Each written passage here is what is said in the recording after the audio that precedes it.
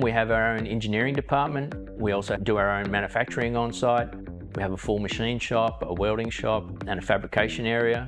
Because we have all these capabilities, that means that we can do reverse engineering work here, whether it be for an exact replacement or an enhanced product. And we have a great story from way back in 2010 of a customer that had a gearbox that was used in a crane that was obsolete.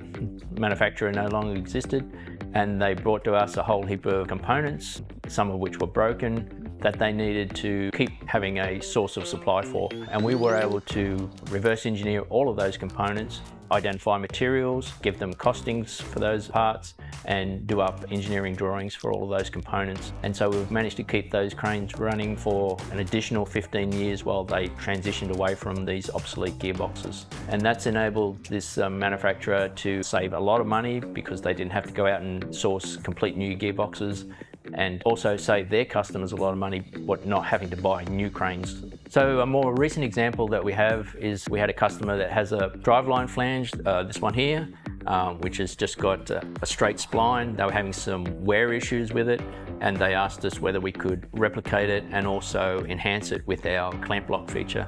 So we managed to do that. We measured it all up, got some parts made, and this is the outcome.